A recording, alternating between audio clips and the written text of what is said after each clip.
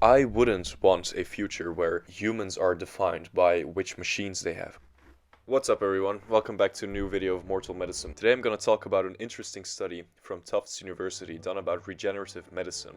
Imagine being able to grow back your limbs. So you got these huge people who are literally carrying around like 40 kilograms of extra weight. And what happens is eventually their legs are starting to give in.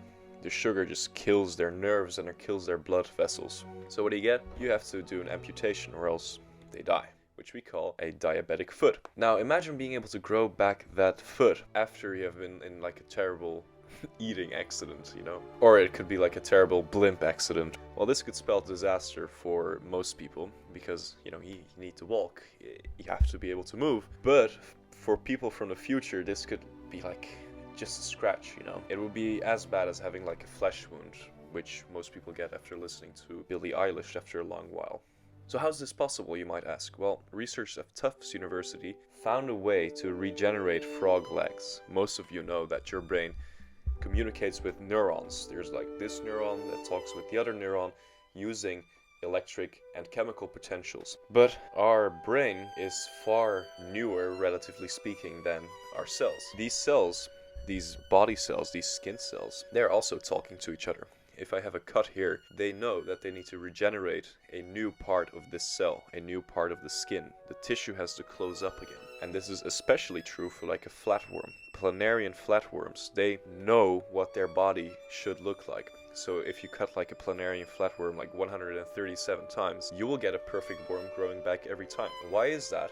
The cells have like this software installed which projects a matrix on how it should look. Now these cells, they use these potentials of electricity to build the morphology. You could see it as like DNA being the hardware and these potentials being the software. This also means that it opens up opportunities to show the cells how to communicate differently, right?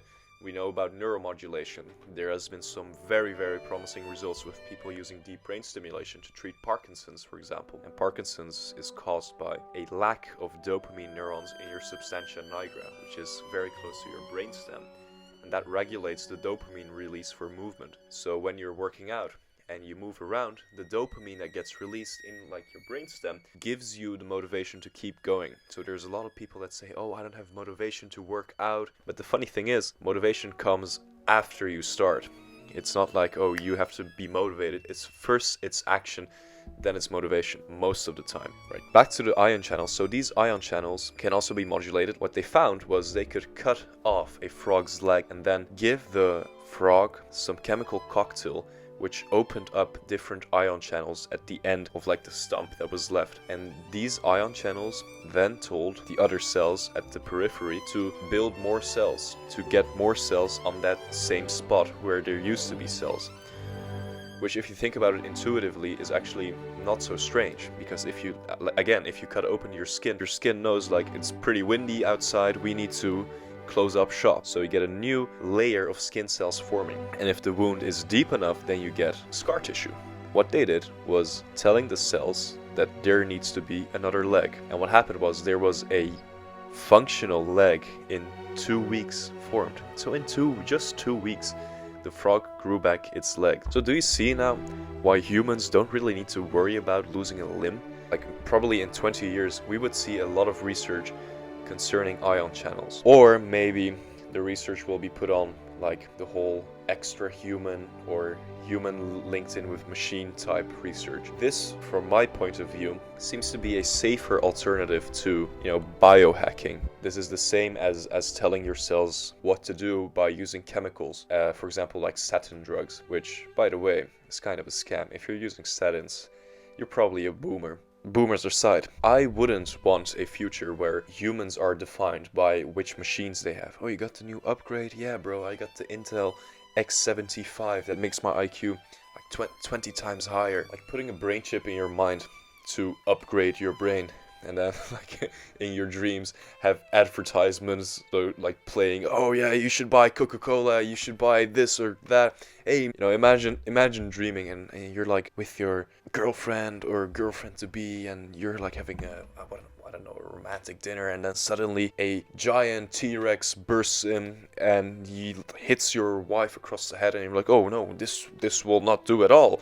So you grab your rifle, which handily stands next to your, dinner table, and you start to shoot the T-Rex like Jurassic Park style. And then in the middle of all that action, a guy comes and says, hey, did you remember to take your shot?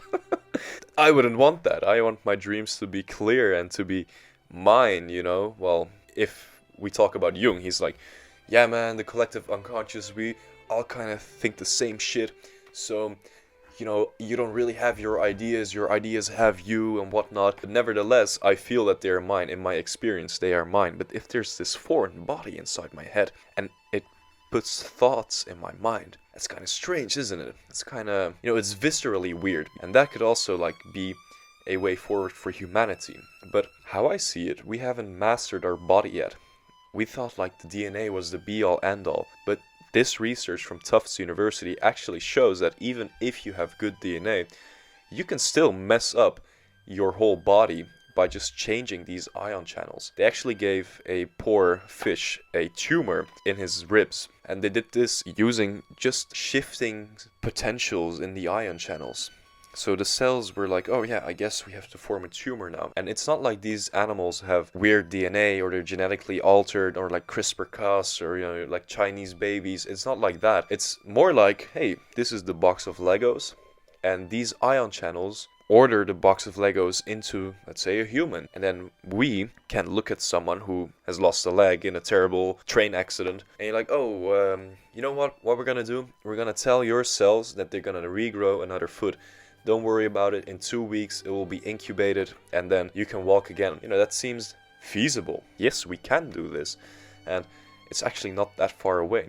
CRISPR-Cas is further away as a reality of changing up those genes and whatnot than regenerative medicine, because it's far easier to already tell your DNA, which is proven to be, working, because it's very difficult to be something at all. Look at me, my physical presence is almost a problem. I'm 85 kilograms, and my natural state, if I didn't sustain myself, would be death. And if I were then to tweak my DNA, the building blocks, all the proteins I make, what are the chances that something goes wrong and I eventually just crumble from the inside? They're not very slim. But what if I take those building blocks and I tell them to do something else? I tell them not to only make 5 toes, but make 6 toes, and then I got more grip when I'm climbing, or instead of 1 thumb, make 2 thumbs, and then I can grab more things from more sides. The sky's the limit. The idea of oh, we're gonna gene edit babies is not sufficient if you really want to engineer a human. Well, first we need to engineer healthy humans to get them upgraded to the next level. And to engineer healthy humans, we first need to understand how they're formed. I work in the Museum of Anatomy, and at that museum we have babies that are messed up. They have 1 eye, holoprosencephaly they call it. They have 1 brain with 1 eye, and some of these children don't even have a genetic disorder. Also with people who have defects in their neural tube, they say, yeah, you have vitamin B11 deficiency, but even if you have vitamin deficiencies, your DNA pretty much is okay. Maybe these vitamins have a very, very crucial role in how your ion channels open up or close down. So who knows? What I'm saying is, this is a very promising research paper published by Tufts University, and I hope more research will be done in this area. I just wanted to share this with you today, just to give you some food for thought. If you have any questions, leave it in the comments. If you have any comments, leave them also. Leave a like, hit the bell as well, click subscribe, and thank you very much. Bye.